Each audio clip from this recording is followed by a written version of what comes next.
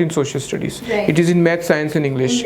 And what we found out is that there is a continuous subject topic continuity between standards. So when you learn fractions, then it goes in for 3 years fractions continue, then it turns into decimals, and many years decimals continue, and then if you are weak at like at a young standard and a baseline topic which carry forward for rest of your life, then what you will see is, I don't like maths. Right. And then when you hate maths hits you. Yeah. And there's a math anxiety all of a sudden. Yeah, and most things. So where detailed assessments help is in we can identify the topic on this child and we address it there and then. Right. So it is the problem is nipped in the bud. Right. So that is how we want to use it. We are using it since 1 full year, and this is the second year. And what we have seen is that we give a very good informative report to parents who can take corrective action for their own child.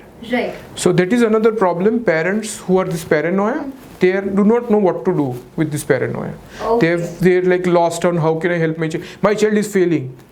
Okay, so what you are doing? So then they make them teach subjects and topics which they are anyways good at. Okay. That's I the think that problem.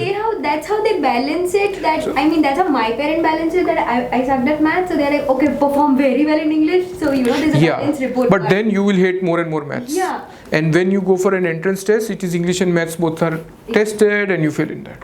Yeah, I'm not able to clear any government exams as we speak. So yes. But yeah, don't worry. Yeah, not to. Because there is unhealthy competition, so it's like even if that doesn't mean that you are bad, that it just means that you are not in that top good. Yeah. There is a wide, so it's like so there is like 1% which is selected, 50% we are reasonably good, and 49% who are just there for the time pass. To see how does government exam are conducted. Yes, so we don't get depressed about what the result. You are in top 50%, you are good. Okay, I'm validated now. Yeah, and see, detailed assessment, we also have our own assessment. Problem with our own assessment is that there is some subjectivity involved. Right. Where teachers get that this child is little bit has facing challenges at home, let me give them more marks to motivate them. They're doing out of humanity. Humans have emotions. Humans have what we call fuzzy logic, which is not very clear. And when we talk about detailed assessment, it goes with OMR sheets, it goes with analysis, and there is no emotion involved. And at times it is useful. Yes. At times. We have to use it with the pinch of salt, that this data may not be the perfect, because if a child is not well and has attended the exam and has got less marks, okay, it's understood. The idea is he still attended even with the not well. Yes. So we have to give and at a data level, I do not know when 5,000 students are attending exams, how many had problems who could not study, but still they went out of the way, they came to the exam hall, they did that. A parent can judge from the own child's perspective, so we give detailed assessment reports to the parents, and 1 month it doesn't go, parents are writing emails to me that we did not get detailed assessment report, please. So I am hoping they also take a mental note of where the child is progressing. I mean, they also analyze the report, or they hopefully, yeah. Hopefully. We provide the platform, it is up to them to take maximum advantage of it. That's right. Where do you see our Indian school system for, let's say, 5 years down the line? I mean, how will we because you spoke a lot on assessment and data. I mean, using data for a better assessment, enrichment. Where do you see us progressing next 5 years? So this is India has numbers, so big population, demographic, young population, no single child policy, so growth rate of population is more than 1%, urban migration, prosperity. Right. Would if you So were if you to- put all these things in one, like, you know, one whiteboard, education will get hidden behind all that. Yes. So what I'm seeing is a lot of challenges are there. We have to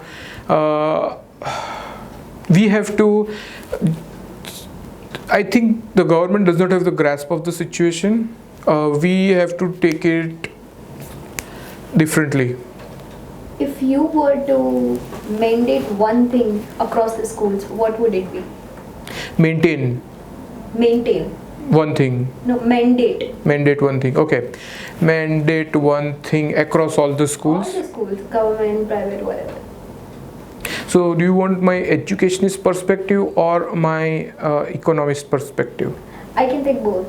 Yeah. So my educationist perspective would be I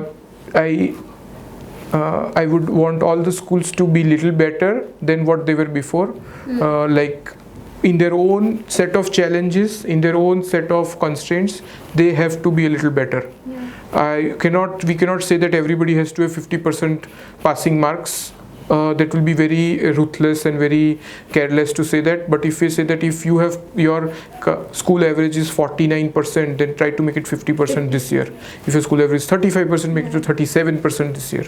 So try to have a measurable accountability and try to be little better than that. That is one thing which is missing in education is accountability. Accountability, yes. And without data, there comes no accountability. So try to have data, try to have accountability and be better than in your own constraint, even if it is a government school. Right. From an economist perspective, I want to mandate a lot of competition and a lot of supply. Right. Unless and until all players in the market have 95% capacity utilization, there is no need of improvement. So if you have 105% of capacity, you become what we call is complacent. You have no urge or necessity to improve. Yes. So if you, that educationist recommendation, if I want to implement it, I want a lot of supply. I think India should give it as much importance as it is giving to roads, to schools. And I'm sure if we build a lot of schools, if there is oversupply, if there is a competition in government schools, which government school is the best, will get the maximum funding. I'm sure they will be much better than what we are seeing them right now. Definitely, definitely. What I have, so if I have to summarize my takeaway from the conversation with you today is data is at the center of running, maintaining schools. It is second most important thing that would keep your children going, and it's also something that every educator should use at its best. It's going to help them predict, analyze and transform their schools in Yes. their own way. And with that note, we conclude today's interview. Thank you so much for your time, and trust me, it's the most insightful conversation I have ever had with anyone. Sorry, I bombarded you with too much information. No, I think that is absolutely what I was looking for, and it was not even bombarding, to be very honest, is because we usually don't get much, we don't visit schools as such.